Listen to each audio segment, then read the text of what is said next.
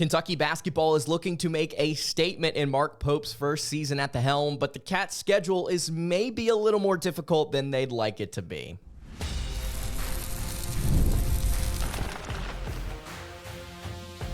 You are Locked On Kentucky, your daily podcast on the Kentucky Wildcats, part of the Locked On Podcast Network, your team every day. All right, what's going on, Big Blue Nation? Welcome on into Locked On Kentucky, your daily Kentucky Wildcats podcast. I'm your host, Lance Dawe, and on today's episode of Locked On Kentucky, we are going to be discussing Kentucky basketball's schedule. It's a little more difficult than you might think. We're going to dive into some interesting numbers that Bart Torvik has, courtesy of a Twitter user that decided to compile some numbers and some interesting things together. Going to kind of dive into why this schedule is more difficult than we even expect it to be with the gauntlet that is the SEC slate, and maybe how the Wildcats can take advantage of so many high-profile games. Also, how would you arrange the backcourt if Kentucky was able to get Mikal Brown Jr. and a Caden Lewis? Is it even possible for the Cats to get both of those guys, Brown on a visit this weekend? And then to wrap up the show, we're going to take a look at ESPN's Bracketology. They've updated it,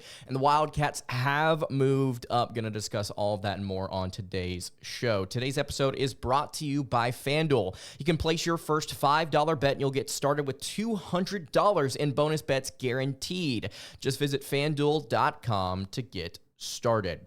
Thank you so much for making Locked On Kentucky your first listen every single day. Want to remind everyone out there that we are free and available on all platforms. And if you are watching on YouTube, I would greatly appreciate it if you subscribe to the show. And if you're listening on podcast, I would also appreciate it if you subscribed there as well. Let's go ahead and get into it. So we've talked a good bit about Kentucky basketball's 2024-25 schedule. We've talked about the difficulty of it. We've talked about how I believe that Kentucky is going to come out and they're going to surprise some people. I think Kentucky's going to end up winning a lot more games than people expect them to, especially against big-time competition.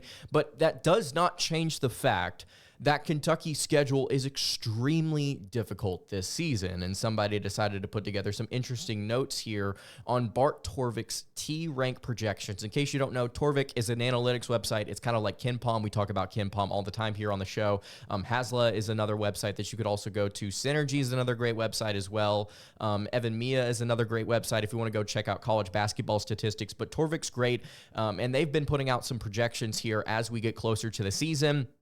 I'm not sure if KenPom has put theirs out yet, but as soon as they do, we will dive deep into what they think about the Cats and kind of where they project them out. But Wildcats Tongue over on Twitter at Wildcats Tongue put together this graphic kind of breaking down what Kentucky's resume would look like this season just based off of Bart Torvik's projections. They've already put out a ranking for every single team in Division I college basketball. I believe there's 363 teams, and the way that the analytics work with the NCAA Tournament Selection Committee is they have these things called net ratings, and net ratings are broken up into different quadrants, and we've discussed this a bunch here on the show about how Quad 1, Quad 2, Quad 3, and Quad 4 games work. We'll dive into it here just briefly. I'll go ahead and pull this up. So you want as many Quadrant 1 wins as possible, and the NCAA Tournament Selection Committee really values those victories. There are 4 quadrants for every single team, or to rank where every single team ranks in college basketball. In order for you to get a Quad 1 win, you have to be playing a team that, if at home, is 1 through 30th. If they are at a neutral site, is ranked 1 through 50. And if they are on the road, so at your venue, they have to be ranked if you're on the road at their venue, 1st through 75th. So at home, they have to be a top 30 team for you. If it's neutral, top 50. If you're on the road, top 75. I got that flipped around. I hope that made that clear. So if Kentucky goes on the road and plays Louisville, obviously not happening this season. If they go on the road and play Louisville, and Louisville is ranked 62nd in the net ratings, which is the analytics thing that the tournament committee looks at the most, that would still be a Quad 1 win. If they were ranked 76th and Kentucky won the game, it'd be a Quad 2 win. If Kentucky faced off against Tennessee at home in Rupp Arena and Tennessee was ranked 28th, that'd be a quad 1 win. If Tennessee was coming into Rupp and they were ranked 35th, it'd be a quad 2 win, which is really interesting to see kind of how that plays out for the Cats. So Wildcats Tongue put together this graphic. If you want to go find it, it's at Wildcats Tongue on Twitter. Give him a follow. He does great stuff over there. But he broke this down. He broke down the quad differences for Kentucky based off of Torvik's rank projections, preseason rank projections. If I'm not mistaken, Kentucky's ranked, I think, 25th or 26th in Torvik's preseason basketball ratings. I can pull this up here while looking at the graphic. But Kentucky has a ton, and I mean a ton, of quad 1 opportunities this year. Wildcats are ranked 23rd right now in Torvik's preseason projections. 17 of Kentucky's 31 regular season games, so over half, are projected to be quad 1 matchups right now. Last year, according to Wildcats Tongue, and then I went and looked and confirmed, that would have been tied for the most regular season quad 1 games in all of college basketball. 17 of Kentucky's 31 games against quad 1 opponents. In case you're wondering who those games would be against, Duke at a neutral site would be a quad 1A team. Gonzaga at a neutral site would be quad 1A. Road games against Georgia, Mississippi State, Tennessee, Ole Miss, Texas, and Alabama would all be quad 1 games. Home games against Alabama, Tennessee, and Auburn would also be quad 1A. Quad 1B, you have games against Clemson on the road, Ohio State at a neutral site, A&M at home, Vanderbilt on the road, which is crazy to think about, Oklahoma on the road, Missouri on the road. Your quad 2 games are all home games. Louisville, Florida, Arkansas, South Carolina, Vanderbilt, and LSU. Quad 3 would be Lipscomb and Western Kentucky. Quad 4, Wright State, Jackson State, Georgia State, Colgate, Brown, what have you. So, all of this to say, Kentucky's got a very, very tough schedule. At the same time, we acknowledge all these quad 1 games. Yes, they're all going to be difficult.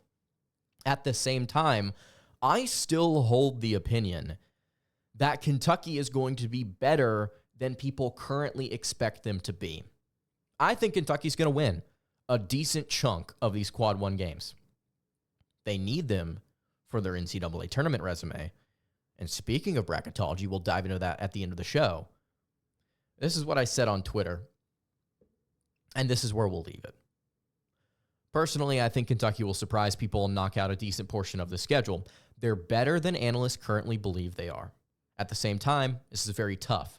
Kentucky could still end up being a really good team with a similar record to 2023-24. Kentucky could end up being really, really good and capable of making a deep tournament run. And this schedule could bite them at different points. I am of the opinion that Kentucky's going to pick up a lot of quad 1 wins this year. They're going to build that resume, and they're going to get a decently high seed or a very high seed, depending on just whether or not certain games fall their way, like Duke and Alabama and such.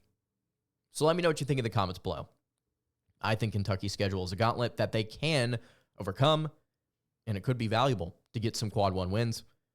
You can also hit me on Twitter at LockedOnUK. All right, I want to talk here for a little bit about Kentucky on the recruiting trail. They're going to be hosting a couple of big-time prospects this weekend, and it's kind of given me some thoughts about how the class is going to shake out. And I want to ask you guys your opinions on some of the guards that Kentucky's going after. I have some strong opinions, and I'll share them with you as well. Before we dive into that, though, I do want to tell you guys about our friends over at Roy. It's time to highlight my Roy Player of the Week, and Roy is a new platform that lets fans make contributions directly to their favorite athletes. You can download Roy for iOS or Android and enter the referral code LOCKEDON, and you will automatically be entered into a sweepstakes to win $5,000 cash. There's no purchase necessary, and it's void where prohibited. And this week, I've selected Dane Key because Dane Key went absolutely ballistic against Ohio in a 41-6 win for the Cats this past weekend. He had 145 yards receiving, 20.7 yards per catch. Really solid stuff from what has been a very consistent receiver for 3 years in a row. I'm giving him $100 over on Roy. And if you were impressed, as we were with his performance on Saturday, you can show him some love too. All you have to do is hop on Roy and throw in a few bucks. If everyone pitches in just $10, it could really add up fast for Dane. Now you have the chance to show your appreciation for Dane Key and his standout performance this week, as well as what he can continue to bring to the Kentucky Wildcats. You can get off the sidelines and into the game, NIL game, with Roy by downloading the Roy app today. Today's episode is also brought to you by LinkedIn Jobs.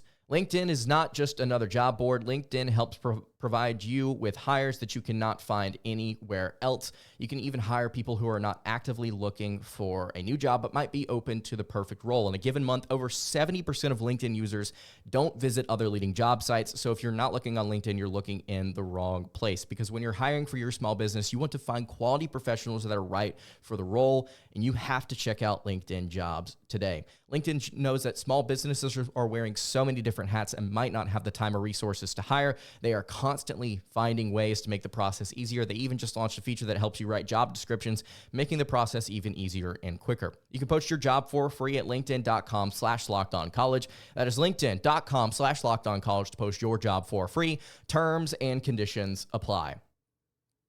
All right, continuing along here on the Wednesday edition of Locked On Kentucky, Lance Dawe hanging out here with you. Really appreciate you guys checking out the show today. If you have not subscribed to the YouTube channel or the podcast feed, I would greatly appreciate it if you did so.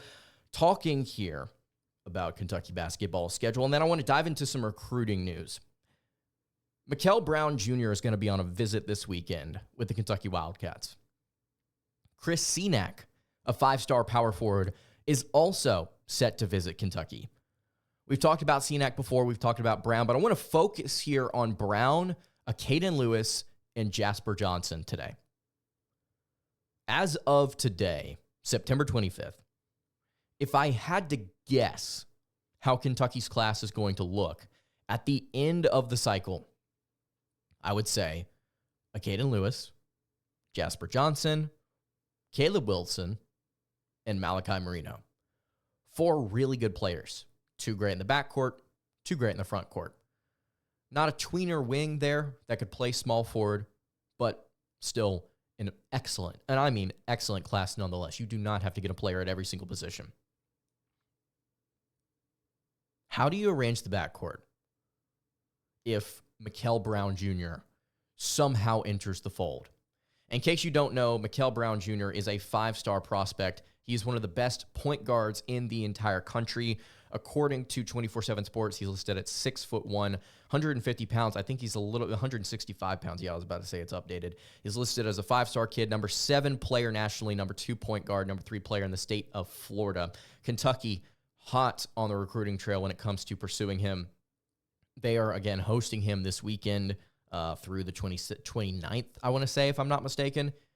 And he is somebody that is really, really put an emphasis on being an all-around player, not just a scorer. In interviews, he's talked about how he wants to contribute to his team. He wants to do things to win. He wants to play defense. He wants to distribute. He wants to set guys up to succeed. I think a lot of things that he said would be just absolutely adored by Mark Pope and company about, hey, we've got a couple of high-profile scorers that we're looking after in the backcourt and in the front court right now on the recruiting trail. If we could get you in to kind of distribute the rock more than shoot, even though we know you're fully capable of doing so, I mean, we could really start to hum here. We could start to really go. Of course, the problem is they're courting another high-profile guard right now in a Caden Lewis that I think, frankly, would fit just as well, if not better, than than Mikel Brown Jr. with Jasper Johnson. Johnson, high-profile, electric scoring guard that can distribute, but is known for his shooting and his scoring ability. Caden Lewis, a little bit better of a distributor, also can shoot, can knock down buckets, has played with Johnson before. These two guys want to play with each other. They've made that very clear on social media. They want to play with Caleb Wilson and Marino as well. Man, Marino and Wilson would just be a crazy fun front court. I think right now, and this is my strong opinion, Mikel would be excellent for Kentucky. he'd be really, really, really good.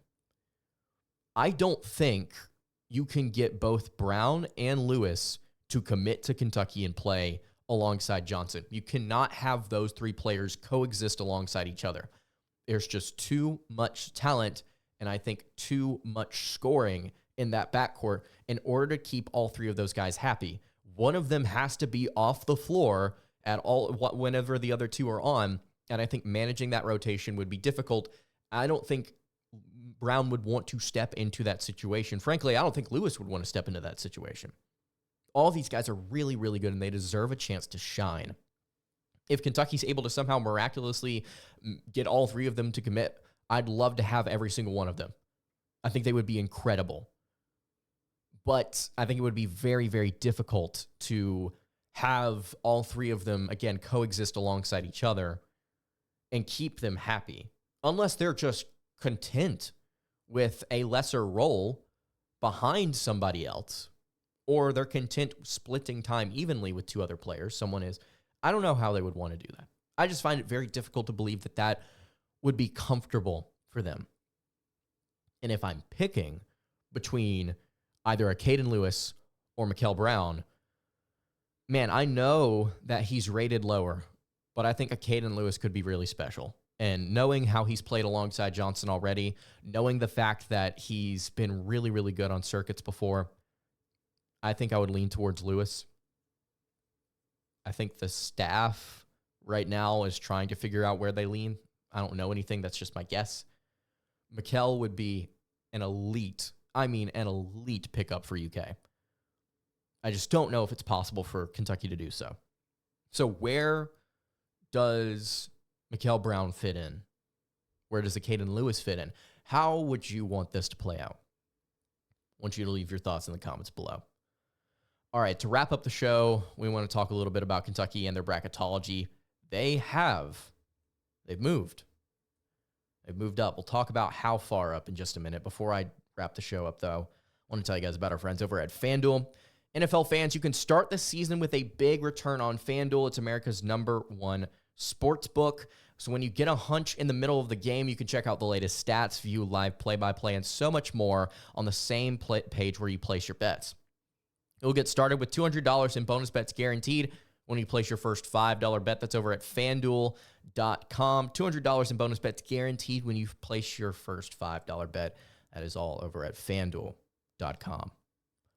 All right, wrapping up the Wednesday edition of Locked On Kentucky. Let's knock this out, guys. So we've got a new bracketology courtesy of Joe Lunardi over at ESPN. We've had some positive, some negative things to say about Joe Lunardi and ESPN and his bracketology. Is it the most accurate? No. Is it something that we can discuss in these trying times, waiting for the season to start? Absolutely. And I think that there's a little bit of an interesting note here today.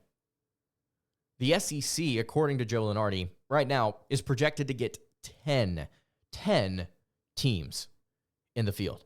That's the most out of any Power 6 conference. The Big 10 and Big 12 have 9, ACC has 7, Big East has 5, WCC has 2, Atlantic 10 has 2 as well. The 1 seeds in the bracketology as of right now: Kansas, Houston, Duke, Alabama. You'll note there, Kansas, the automatic qualifier. So Lunardi projecting Kansas to win the Big 12, but Houston will be so good that they end up getting a 1 seed over the likes of the 2 seeds, which would be Auburn, Gonzaga, UConn, and Iowa State. So that's 3 Big 12 schools in the top 8. Really, really high hopes for Lunardi for the Big 12. Gonzaga, UConn, Auburn, 2 SEC schools in there as well with Bama and Auburn. That's gonna be tough. It's gonna be tough.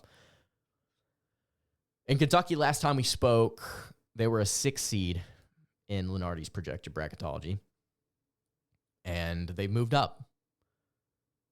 But they've not moved up a seed line. They've just moved up within the 6th seed. They moved up to the South region as a 6th seed to play in Raleigh against VCU, an automatic qualifier as an 11 seed. They would be projected to play North Carolina And then after that, they would play either Michigan State, St. Mary's, Iowa State, or Oakland. Let's not get into that today. Other SEC teams ahead of Kentucky. You've got Tennessee as a 4 seed. You've got Texas A&M as a 5 seed, and I'm going to continue to hate on Texas A&M until they prove to me they are able of reaching that. Alabama and Auburn, like I mentioned already. You've also got Texas as a 5 seed. I don't think Texas is better than Kentucky. You've got Ole Miss as a 9 seed underneath UK. You've got Florida as a 9 seed as well. A lot of SEC teams here. Ole Miss, one of the last teams in. Mississippi State, let's see if they're in here. They are as a 7 seed. I think Kentucky's better than A&M, frankly. I think they're better than Texas as well. I'd give Kentucky right now a 5 seed or higher. I think they're going to be that good. I really do. So we'll continue to monitor it. Again, we are less than a month away from Kentucky's first exhibition game. Of course, we'll be breaking that down and more as we get closer and closer. Thank you guys so much for checking out the show today. That's going to do it for today's episode of Locked On Kentucky. Hey, you can follow the show on Twitter at Locked On UK. You can follow me on Twitter at @LanceDawe_, and you can follow the show over on Instagram. That is at Kentucky Podcast. Any questions, comments, concerns, hit me in the comments below. I'll see you all tomorrow for another episode of Locked On Kentucky. Hope you guys have a great rest of your day, and God bless.